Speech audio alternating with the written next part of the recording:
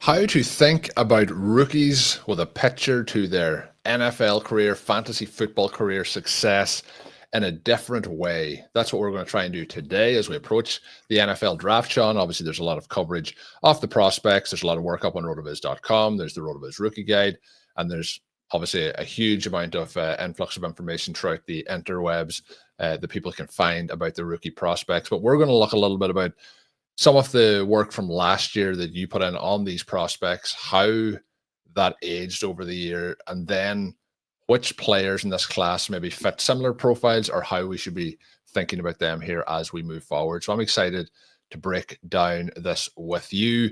Shawn, we are getting closer. The start of the show, we're closer this week than we were last week to the draft. And I know you're getting excited about it, but how are you feeling this week as we work our way through the NFL offseason?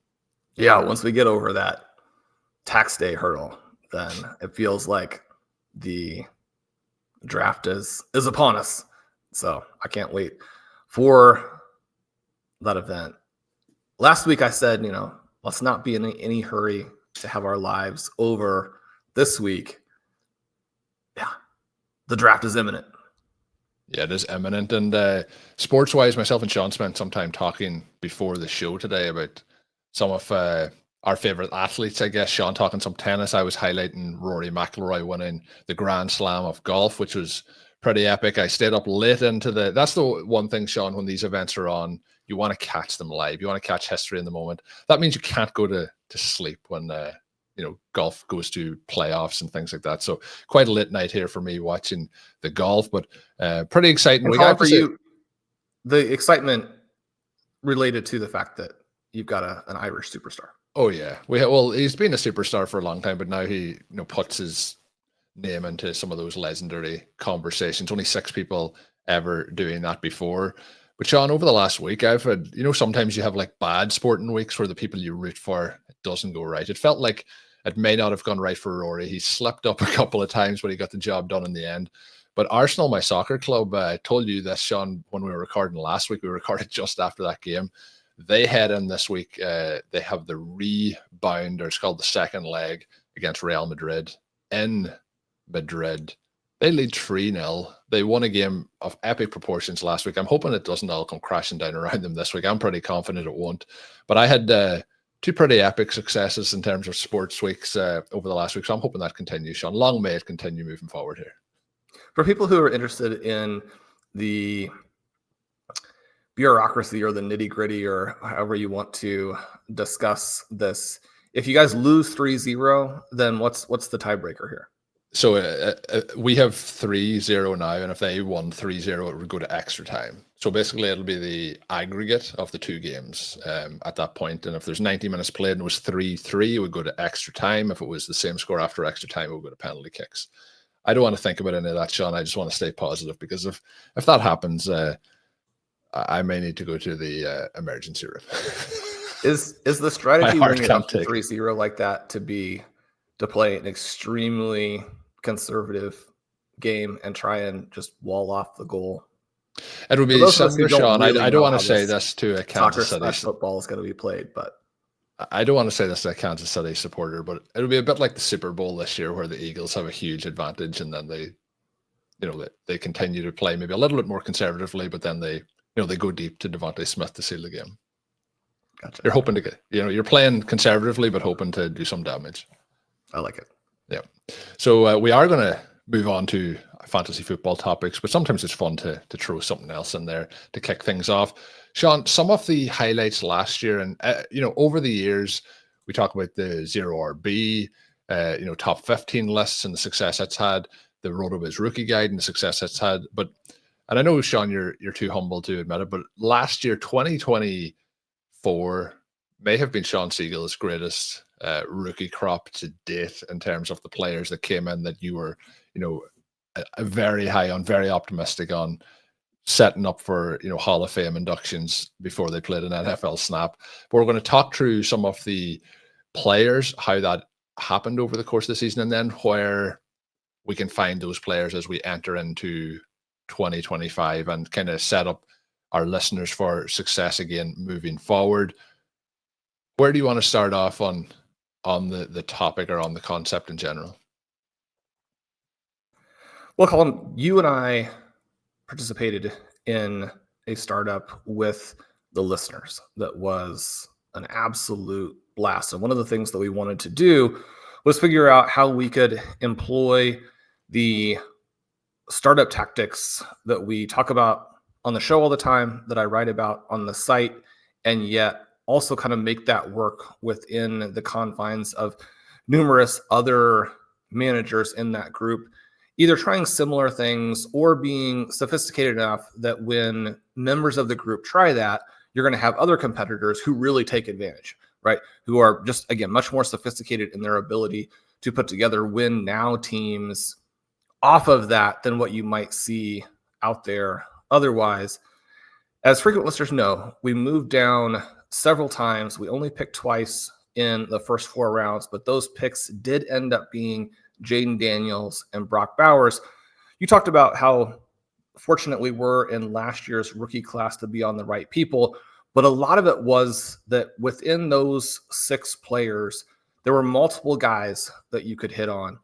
And within that, and it's an interesting question as it goes to the 2025 season of how would you accomplish some of those things again, knowing that every year you're not going to be either that perfect or / that lucky, right? Or that the players who are in that draft class might not have the ceilings, obviously, of some of the names that we had last year. And the interesting thing, I think, as people look at this class is how are they thinking about running backs in contrast?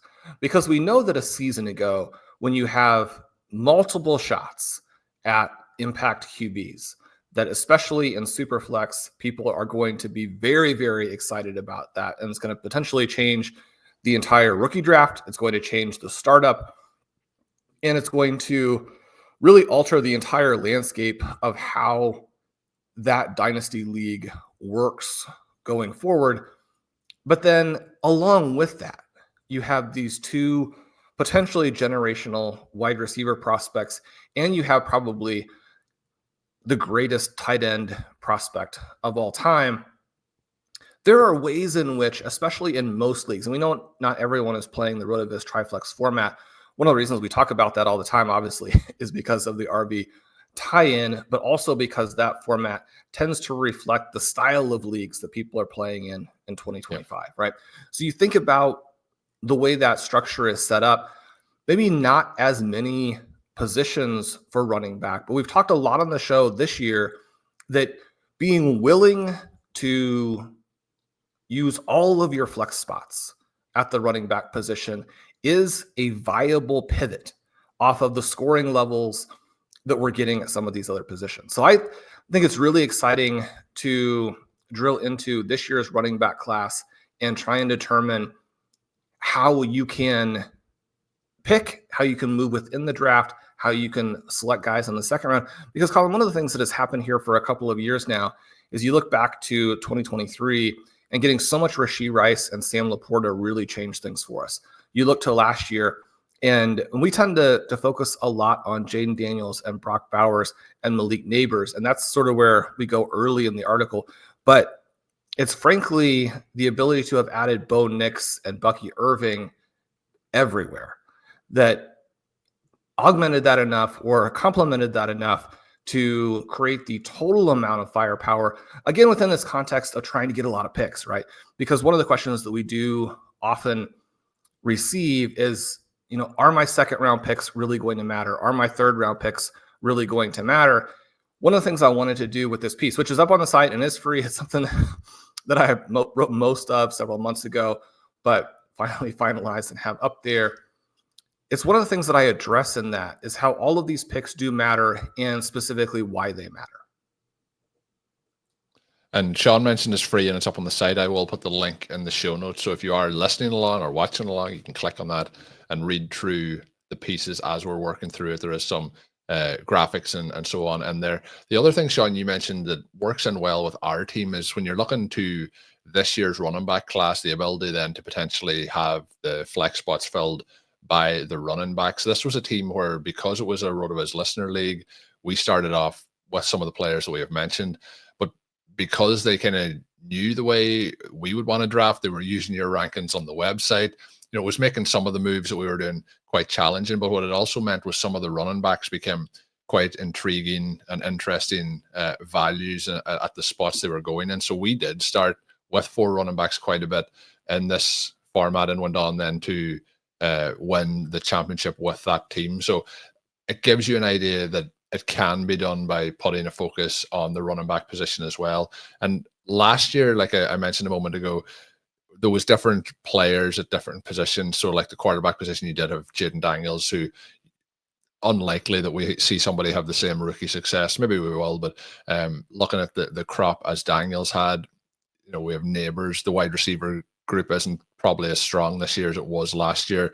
I did a show with Rich Rebar that'll be coming out later this week where we talked through the wide receivers from last year's class and like going through the names of the guys who went in the first round and then early second round last year. The amount of success they had as rookies is obviously very, very impressive. We're unlikely to see that this year. So it really is going to be a little bit challenging for people who maybe are set at running back and looking to add in wide receivers in this draft to really bolster the roster.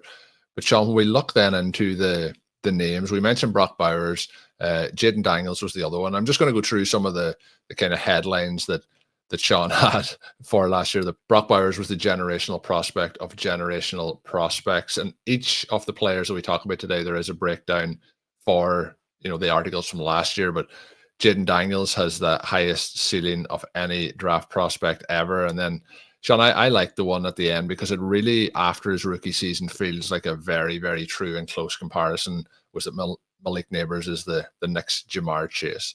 And you mentioned you're not going to be right on all of those. And obviously then you talked about some of the players who were going in the second and third rounds in terms of how those rookie picks become valuable. But the opportunity they give you too is to add in the depth pieces to those rosters, the likes of a Bo Nix who we had on that roster as well. Obviously, Shawn likes to put a bold prediction out there, and they were pretty bold at the time, and they've all obviously aged very well. But when you're looking at this particular class, is there as many bold statements as you're going to be willing to put out pre-NFL draft? And how do you go about having the confidence to put that out there about these players? I know you did a show about the running backs with Ben. For anyone looking for a deep running back dive, a great show with Shawn and Ben on Stealing Bananas last week. Shawn wasn't afraid to throw out some nuggets there with some bold predictions. But where do you draw the line of like, well, this player could be good versus I'm gonna really put it out there for this player? One of the things that we've been fortunate with recently is that there have been a lot of really good players coming in. We've gotten that injection of talent. And so I think that enthusiasm is actually a powerful weapon for you as long as you accompany that with the right style of tactics. So what I mean by that is that people have gotten so good at fantasy football and they have gotten so sophisticated with stats and how stats work that it has potentially led to, we see conservatism within the fantasy community on certain players from the perspective of, how likely is it that a guy can come out and have this type of season? It's important to know all of those things. I'm in no way trying to denigrate any of that. But it also opens up some opportunities for us when we're looking at individual guys coming out or players who are already in the NFL who are simply doing things that are extraordinary. And if we get even slightly better prices because we want to stack our rosters with guys who do have this upside, guys who have the potential to come out and really hit on outcomes that are unique, that optimism and that enthusiasm is, I think, a powerful weapon for you at this point. So we think of, well, why would we say those types of things? How much ridicule do we want to risk, A, with just making the prediction in the first place and people being like, well, you don't understand how, probabilities work. And then B, after the fact, when you miss. Brock Bowers, right? We look at the tight end seasons of the last 5 years. power conference guys here coming in, and even looking at the people who actually compared with him in most cases. And we talked about this a little bit with Scott as well on the show that we did with him, where we talked about tight ends, where guys like Trey McBride and Isaiah Likely are really the only names who match up with players like Tyler Warren and Harold Fannin when you're thinking about some of the numbers that they have put up coming through for the season. And so, I mean, tight end position is actually that one where you might be tempted to make some of these claims again, right? But when you look at Bowers and you look at the last 5 seasons, and his yards per route rank 2, 4, and 5 for his 3 seasons. Again, so we're talking about the entirety of his career, right from the beginning through the early declare. What type of production is he putting up? Those are huge numbers. The EPA, the expected points added, the reality stat there, ranked 1, 2, and 4. Trey McBride's 2021 season, which again would have been against lower competition, was in there at number 3. EPA per target, Bowers would have been 2, 5, and 8. You look at the receiver rating, he would have been 2, 5, and 6. You look at broken tackles, his 2022 and 2023 tied with Sam Laporta's 2022. I mean, again, Laporta, that was one of the reasons that we were interested in him, is this combination of athleticism and then on-field production. In an important stat here, even if the total numbers from Sam Laporta for his career weren't competitive with some of the other guys, and then yards after the catch, Bowers sweeps the category with 1, 2, 3. You're looking at what Bowers is doing. You're looking at some of the competing guys, right? Because the other players at Georgia were actually pretty impressive, as Lad McConkey fans obviously know. You're looking at the age, you're looking at, again, this broad picture with him. I think that if we go out of our way to caveat everything and be like, yeah, but understand there are downsides, then we lose track of the fact that this is a player. And I think the NFL teams did this, right? You do have some elements here where simply tight end was not the position that those NFL teams wanted early.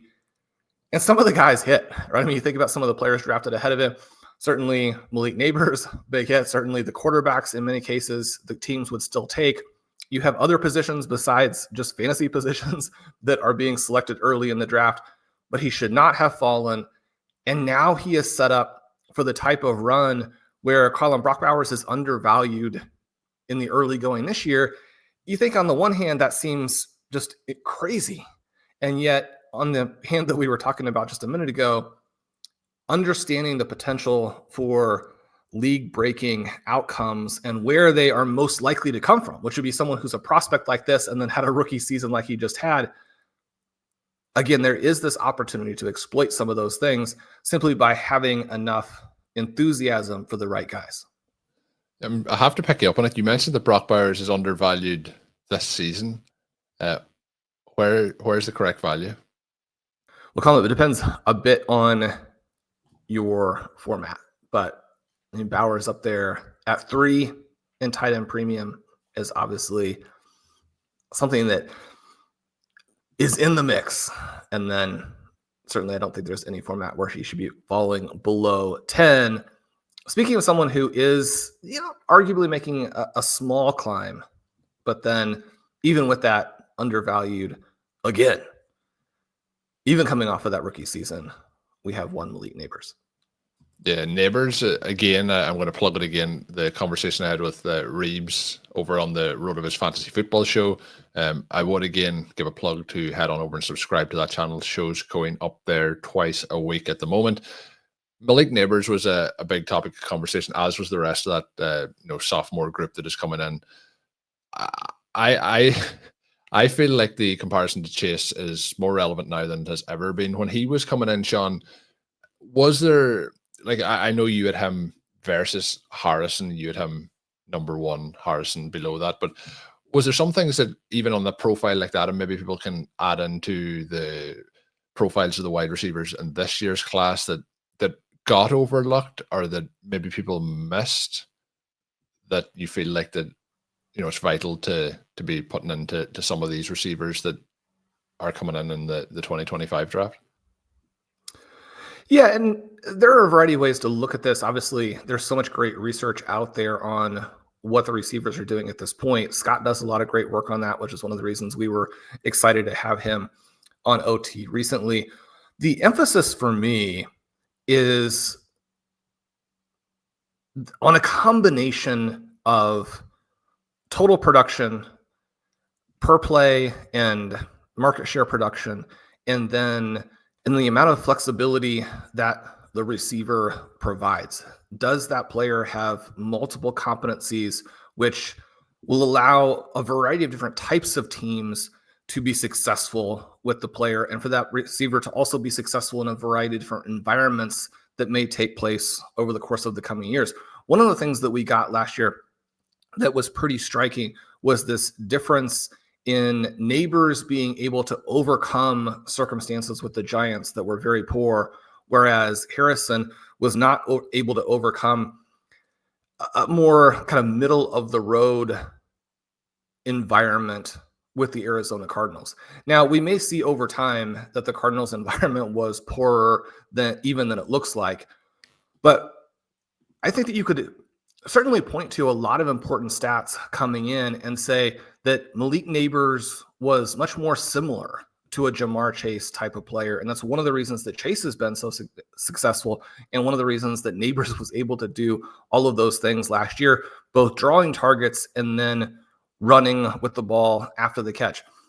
The comparisons that I put together in the article for Nabers as the 101, again, I did this series last year trying to make the best possible argument for 6 different guys at that 101 position, and the 3 players who really popped as being not even necessarily saying that they're the best guy, but certainly there'd be tiny advantages in terms of moving down and trying to select them, were again Daniels and Nabers and Bowers. It was very helpful to us that those were the 3 players who were the best guys from the group. But you look at it, Nabers had this extremely high evasion rate on underneath targets, which was similar to both Justin Jefferson and Jamar Chase as prospects. He had fantastic run after the catch on intermediate targets and also had a better on-target catch percentage than Harrison on those types of targets. He was also more efficient on deep targets. Now, part of this, and one of the things that still complicates a little bit of the analysis, is that he was catching passes from Jayden Daniels, but you also now think through what he was dealing with in terms of teammate competition for Brian Thomas. If we had understood how good Malik Nabers was going to be, I mean, we did mostly have a sense of that. Certainly wish we had even more Brian Thomas as a part of that too, because what he was able to do when you're competing with this guy, who again does look like he is going to be the next Jamar Chase, maybe better. I mean, the thing that's holding him back is that he is not going to be catching passes from Joe Burrow. So you look at those types of things. I also have a segment here about flashing over the middle, the edges that he held on Harrison in that category, again, kind of across the board, very significant. Now, again, Marvin Harrison had multiple years of really strong production, and there were plenty of reasons for people to be high on him as a prospect as well. Certainly not saying that people who are high on Harrison were doing it incorrectly or were wrong. We could see a massive bounce back from him this year, especially if the Cardinals are able to structure their offense better. But the thing with Nabers is that, I mean, you could see right off the bat here, one of the reasons that if you pull up the FFPC early going, you have Malik Nabers at wide receiver 5, you have him at the 110, is that there is concern again about what type of QB play the Giants are actually going to get. And he's ahead of guys like Amon-Ra St. Brown, who is coming off multiple fantastic seasons. And yet when you look at Nabers and what he is doing, I mean, would you be tempted to move him ahead of Puka Nacua, who is going to be competing with Davante Adams for targets? And we've been skeptical of Davante Adams. I remain somewhat skeptical of him, but that's certainly a potential problem. You look at CeeDee Lamb, one of our favorites, he's the wide receiver 3. I think that you can make an argument for moving Lamb up and yet moving Nabers ahead of him. Colm, as you're looking at that first round, are people being aggressive enough with Malik Nabers? I think that people could put this in slightly different orders if they wanted, but what I think is clear is that those top 4 names that you mentioned are in a specific tier of their own before you get to the Puka Nacua, Brian Thomas, Amon-Ra, St. Brown. I think if we Jamar Chase is the wide receiver one, but I think if we swapped offenses and put Malik Nabers or Jamar Chase is, I think he would rightfully be the wide receiver one. The one difference is, there's the question marks around the quarterback play and how the offense will work. I think Malik Nabers is quarterback proof. I think they just need, like you mentioned, the profile, and one of the things that I would be taking away from what you were saying is I think it's the case. Obviously, if you're looking at the elite end, you want them to be able to do all these things extremely well. But one of the things on that show with Reeves that we talked about was the way the NFL has evolved at the wide receiver position and using players rather than just being like an X wide receiver, which last year the Cardinals kind of just used Marvin Harrison exclusively as, versus Malik Nabers or Jamar Chase or CeeDee Lamb, who are in the slot on some of their plays. They're out wide and some of their plays are being moved around. Even CeeDee Lamb last year, there was a number of plays where he's and we joked about it actually on one show with Puka Nacua, where the Rams in one game just seem to be running end arounds to Puka Nacua. So, but they're trying to get the players involved in a multitude of ways. It gets them some quick plays, free plays to try and get them open and give them opportunities. But when we look then at the profile of Nabers, that's obviously on the extreme end with the high sides that they have, but it's the same at looking at the rookie running backs or even the quarterbacks. Rather than somebody having a skill that they just do maybe one thing very good, it's that kind of the more if it's like a Swiss Army knife, the more pieces that they have to that and how they can attack teams. Because if we look back now, and it's easy in hindsight for me to say, but Shawn was doing this ahead of the case with Malik Nabers, everything that's mentioned in terms the run after the catch, the elite efficiency on deep targets, flashing over the middle, the one thing that the Giants, although they had a lot of issues last year, the one thing they did was when he was on the field, they targeted him pretty much as possible in as many ways as possible. It wasn't a case of saying the quarterback can't throw it outside the numbers, so we're not going to throw it to him. It was let's get him the ball whatever way we can and get him as many targets as we can.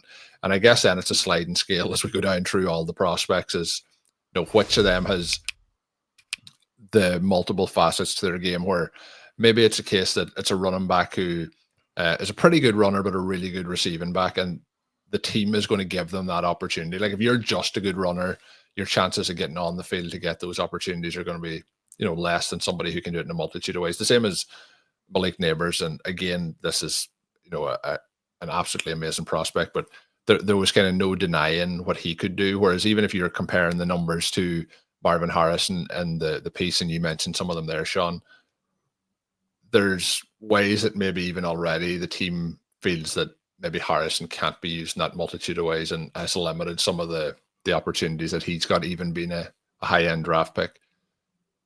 But Malik Nabers, I think wide receiver 4 is no knock on where we think he's going to go, but I feel like he's a tier 1 receiver with those other 3 guys, which is an incredible achievement after 1 year in the league.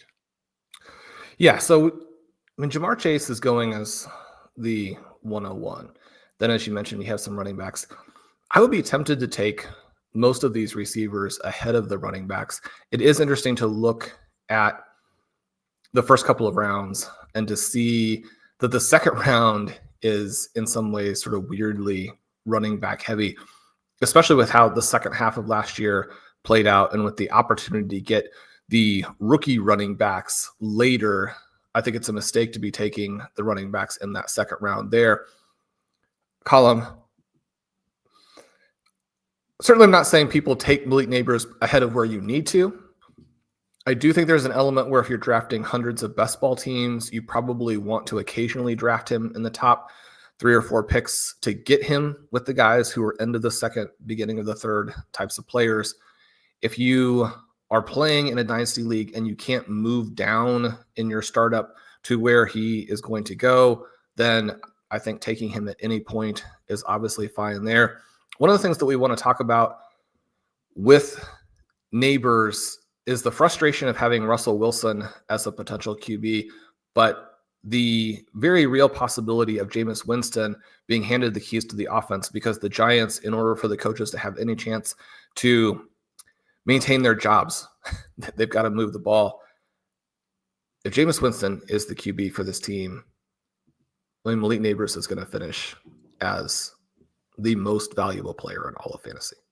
Of all time, I thought you were going to say. Shawn, if we get Fantasy Hall of Famer Jameis Winston in there, we'll be very excited. One of the points that Rich did make was like, although we didn't like it last year, Shawn, some of those moon balls were quite successful over when you look at the numbers in broad daylight. But I was saying like a lot of those balls were on Pickens and his effort and contested catches, not necessarily on Wilson specifically. But then we both came to the agreement that anything that George Pickens can do, Malik Nabers can do a lot better.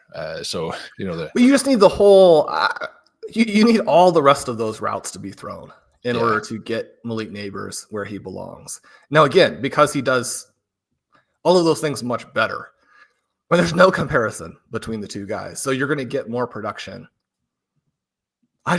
Russell Wilson shouldn't be in the NFL. So yes, we both firmly agree on that. We've got to the end, but Shawn, we had to deal with it last year. We may have to deal with it this year, but I'm hoping that is not the case. And if we were to get like 16 games with Jameis Winston in there, Shawn, I don't know. You're taking him ahead of Jamar Chase if you're getting 16 games. I think you are. I think that's very fair. And I know that Joe Burrow is better than Jameis Winston, but in fantasy, with no T. Higgins on the opposite side, I think we'll all agree on that. But that's where we're going to close. No T. Higgins, and you don't have to deal with the fact that the Bengals won't be ready to play the season until they'll be ready for week 4. But that is where we're going to close it off. This article, as Shawn mentioned, is free on the website. It will be in the show notes. You can head over and look at the rest of it. We've only talked about a couple of pieces of it. Goes through a number of players, goes through a lot of different dynasty teams that Shawn has drafted with me or with other managers over the last couple of years to show how those teams break down and what they look like moving forward. My name is Colm Kelly. You can follow me on Twitter at Overtime Ireland. You can sign up over at RotoViz if you want to get the content that's behind the paywall and use the code RVRadio 2025 at checkout to get yourself a 10% bonus while signing up for that. The RotoViz Rookie Guide is still available. If you want to purchase that on the website, you can also get yourself a code inside that. It's €30 for the guide. It's $30 for the guide. I'm leaving that in, Shawn. I think you can also, if you want to pay in euros, you probably can. Yeah, I mean, it's a little bit more money coming to us. We'll figure out how to take it. I was going to put a timestamp there to remove that. I'm going to leave that one in. It is $30. The dollar is in free fall, so yeah. That's another thing to talk about on a different day. But we do have a voucher in that for $30 off a RotoViz NFL pass, so you can get that as well. Until we are back, have a good one.